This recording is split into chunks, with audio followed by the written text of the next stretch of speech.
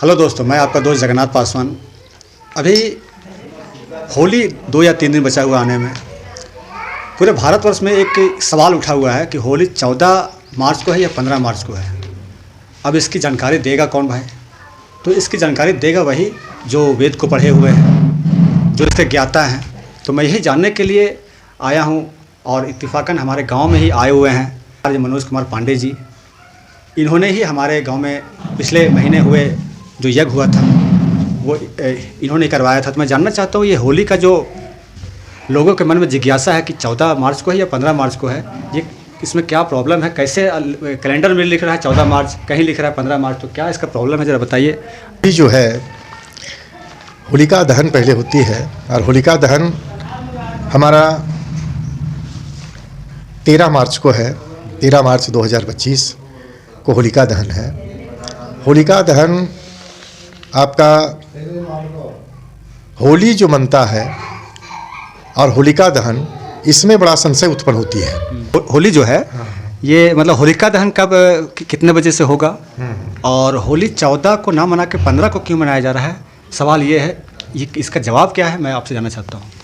देखिए, होलिका दहन जो है वह 13 मार्च को है और 13 मार्च को होलिका दहन जो है कितने बजे है? वो आपका चतुर्दशी तिथि जो लग रही है 13 तारीख को, वो 10:02 तक चतुर्दशी तिथि लगी है। 10:02 के बाद में वह पूर्णिमा तिथि लग रही है। तो पूर्णिमा तिथि यानी होलिका दहन होता है कि जो पूर्णिमा तिथि हो उसी में होलिका दहन करना चाहिए। अब इसमें 14 तारीख को भी पूर्णिमा है जो 11:11 तक है। मेरे पास पंचांग है, 11:11 तक पूर्णिमा रहती है। लेकिन जो होलिका दहन जो पूर्णिमा तिथि जो प्रदोष काल में भोग करता है उसी दिन होलिका दहन होना चाहिए। तो 13 तारीख को हमारा प्रदोष पड़ रहा है पूर्णिमा में, तो यह जो है 10:02 के बाद पूर्णिमा लग रही है। 10:02 के बाद भद्रा भी लग रहा है। तो भद्रा में होलिका दहन जो सो नहीं करना चाहिए, भद्रा बाद में करना चाहिए।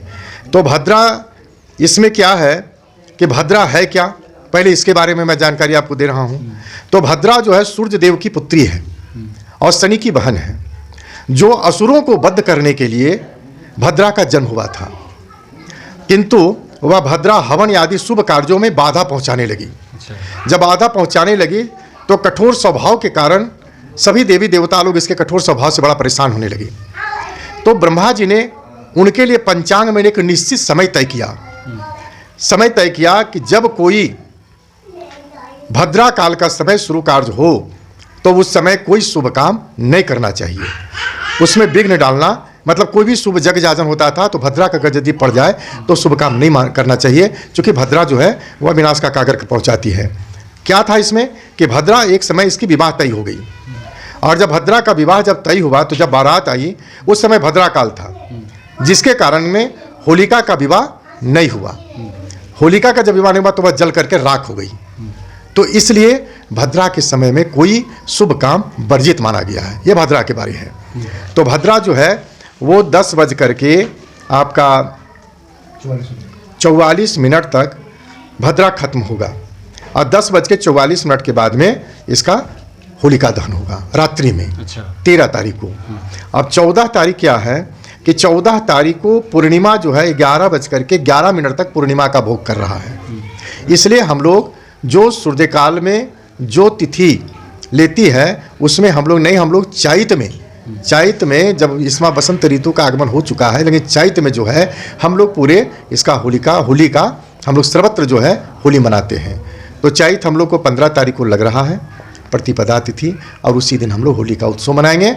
इसलिए 15 तारीख को सर्वत्र होली का त्यौहार मनाया जाएगा। अच्छा, ये होली का जो कथा है इसमें, होली आखिर कब से शुरू हुआ और क्यों शुरू हुआ, इसका क्या नियम है, जरा कुछ बताइए। होली का मतलब जो है होली का पौराणिक कथा है कि पुराणों के अनुसार दानवराज हिरण्यकश्यप जो था, जब उन्होंने उनका एक पुत्र पैदा लिया जो बड़ा विष्णु भक्त था वो, और वह उनका पुत्र जो है हमेशा विष्णु को भजता था, हमेशा श्रीमन नारायण नारायण का नाम रटते रहता था।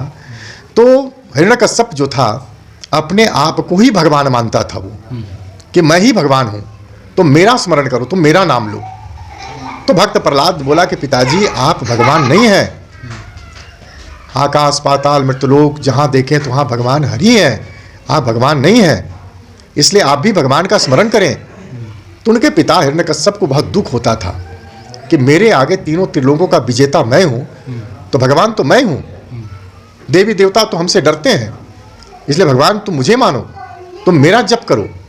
भक्त प्रहलाद ने कहा नहीं पिताजी, आप भी भगवान का स्मरण करें, तभी आपका भी कल्याण होगा। उन्होंने गुस्से में आकर के, कथा बहुत पौराणिक इसमें है कि भक्त प्रहलाद को बहुत कष्ट दिया जाता था हिरण्यकश्यप के द्वारा। गरम तेल के कड़ा में डुबाया गया, उन्हें कुछ नहीं हुआ। पहाड़ों में ढकेला गया, उसमें कुछ नहीं हुआ। सर्पों के बीच, विषैले सर्पों के बीच छोड़ा गया, फिर भी कुछ नहीं हुआ।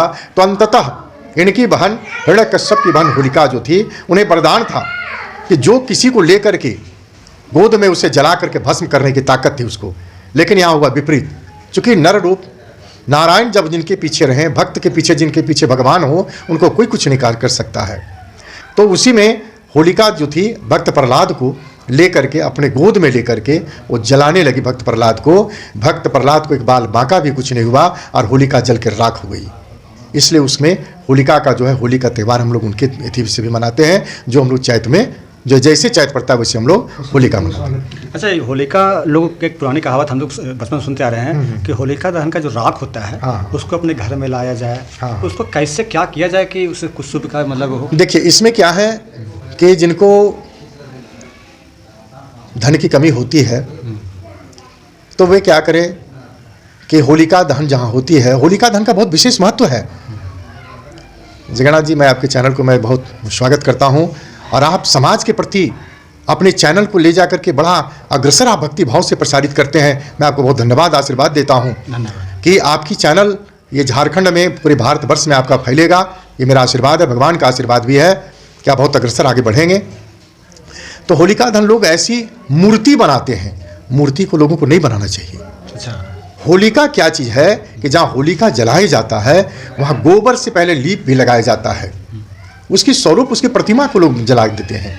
लेकिन वह जो महान लीप लगा करके और वहाँ पूजन होती है, संकल्प होता है, संकल्प होने के बाद विधिवत पूजन होता है, शास्त्रों विधि से पूजन होती है वहाँ होलिका का। और होने के बाद में वहाँ अग्नि प्रज्वलित करके उसमें कंडा से, लकड़ी से उन्हें, मतलब उसमें अग्नि प्रज्वलित करके जलाया जाता है। तो जलाने के बाद जो उसमें जलने के बाद में बहुत तरह की, होलिका के समय में बहुत तरह के लोग टोटका भी लोग करते हैं। तो टोटका क्या करते हैं कि उस समय किसी के हाथों से मिठाई नहीं खानी चाहिए। बहुत सारे लोग उसमें परेशानियां भी डालते हैं किसी किसी को। तो उसमें क्या है कि अगर यदि आपके घरों में अन्न की कमी हो रही है, आर्थिक स्थिति डामाडोल हो रही है, तो तिल उसमें डालें होलिका दहन में। 11 बार परिक्रमा करें तो आपके घर की स्थिति मजबूत हो जाएगी। किन्हीं की बीमारियां हो रही है तो एक नारियल अपने शरीर में घुमा करके डाल दें, उनकी बीमारियां दूर हो जाएगी। तो इस प्रकार से घरों में आर्थिक स्थिति से लेकर के बहुत तरह का चीज़ों को होलिका के लिए, होलिका दहन में उनकी पूजन विधिवत करने से मानव जीवन का कल्याण होता है और पूरे संसार की भी कल्याण होती है इस होलिका दहन को विधिवत पूजन करने से।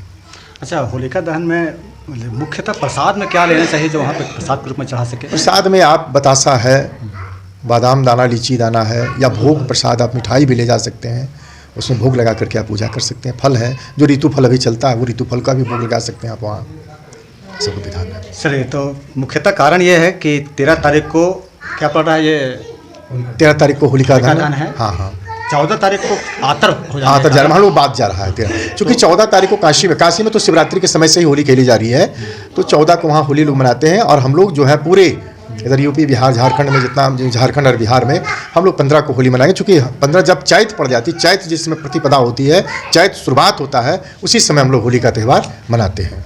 चलिए दोस्तों, तो अगर आपके मन में भी कोई शंका हो होली के बारे में तो ये वीडियो पूरा देखिए, आपको समझ में आ जाएगा कि क्यों 15 तारीख को होली मनाया जा रहा है। यही जो संकोच था मन में, इसी संकोच को दूर करने के लिए मैं शास्त्री जी के पास आया और यहाँ बैठा और इनसे बात किया।